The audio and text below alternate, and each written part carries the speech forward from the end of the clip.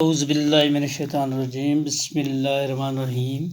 پیارے بچوں، آج کا ہمارا موضوع ہے چغل خر، کلاس 6 سبجیکٹ اردو۔ اس موضوع کا ہم لاسٹ پیرا پڑھنے جا رہے ہیں۔ آئیے لاسٹ پیرا پڑھنے کی ہم کوشش کریں گے، تو ہم سیدھے پیج نمبر 68 پہ آتے ہیں اور شروع کرتے ہیں۔ کسان نے روٹی لینے کے لیے ہاتھ آگے بڑھایا تو اس نے جھپٹ کر کسان کی کلائی پکڑ لی۔ جو ہی کسان نے بیوی کے ہاتھوں سے روٹی لینے کے لیے اپنے ہاتھ آگے بڑھائے تو کسان کی بیوی نے جھپٹ کر کسان کی کلائی پکڑ لی۔ کسان اچھل کر پیچھے ہٹ گیا تو کسان نے کیا وہ اچھل پڑا اور پیچھے ہٹ گیا۔ اب اس سے یقین ہو گیا کہ اس کی بیوی پاگل ہو گئی ہے۔ ہاں، اپنی بیوی کی حرکتوں سے دیکھ کر کسان کو ایسا لگا کہ حقیقی معنوں میں میری بیوی جو ہے وہ پاگل ہو گئی ہے، کیونکہ چغل خر نے اس کے پاس ایک دلیل پیش کی تھی، اس کی بیوی کے پاس دوسری دلیل پیش کی تھی، بیوی کے بھائیوں کے پاس تیسری دلیل پیش کی تھی، اور کسان کے بھائیوں کو الگ ایک دلیل سنائی تھی۔ تو جس کی وجہ سے وہ سب کے سب محکمہ سے پڑ گئے۔ اب ان سبوں کو ایک دوسرے پر یقین نہیں ہو رہا تھا۔ تو اس طرح کسان کو اب پتہ چلا بیوی کی حرکتوں سے کہ میری بیوی جو ہے حقیقی معنوں میں یہ پاگل ہو گئی ہے۔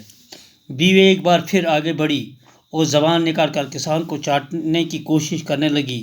کسان نے آؤ دیکھا نہ تاؤ بیوی کو پیٹنا شروع کر دیا۔ بیوی نے اب دوبارہ کوشش کی اور کوشش کر کے اس نے کیا اس نے اپنی زبان باہر نکالی اور کسان کے سینے کو چاٹنے کی کوشش کر رہی تھی۔ تو اب وہ کوشش کرنے لگی۔ کسان نے آؤ دیکھا نہ تاؤ، کسان نے آگے پیچھے نہیں دیکھا تو کیا بیوی کو پیٹنا شروع کر دیا۔ وہ اس کو پیٹنے لگا۔ کسان کے سارے قریب ہی کھیت میں چھپے ہوئے تھے، یہ دیکھ کر باہر نکل آئے اور کسان پر ٹوٹ پڑے۔ کسان کے سالے وہ بھی اسی انتظار میں تھے، کیونکہ اسی طرح چغل خور نے ان کے سامنے دلیل پیش کی تھی، تو وہ بھی اب اس پہ قریبی نگاہ رکھے ہوئے تھے۔ وہ نزدیکی کھیتوں میں چھپے ہوئے تھے۔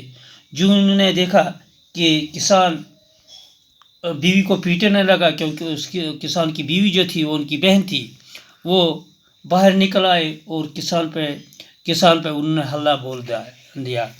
ایک دوسرے کھیت میں چھپے کسان کے بھائی بھی میدان میں اتر پڑے، کیونکہ کسان کے بھائیوں کو کے سامنے بھی اس نے الگ ایک دلیل پیش کی تھی۔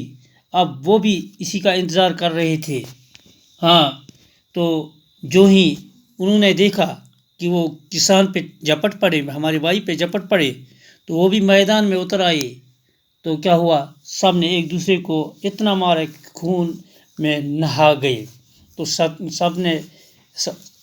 ان سبوں نے ایک دوسرے کو اتنا مارا کہ وہ لہو لہان ہو گئے۔ آخر ادھر ادھر کے لوگوں نے آ کر انہیں ایک دوسرے سے الگ کیا۔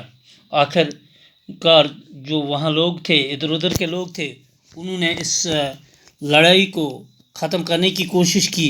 جب ان کا غصہ قدرے کم ہوا تو لوگوں نے لڑنے کی وجہ دریافت کی۔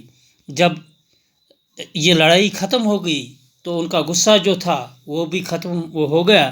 تو لوگوں نے ان سے پوچھا کہ آپ جو لڑائی لڑ رہے ہیں اس کی وجہ کیا ہے؟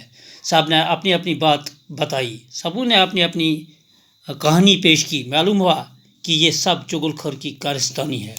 تو اس کے بعد معلوم ہوا کہ سب جو ہے اس کی بنیاد جو ہے وہ چغل خوری ہے۔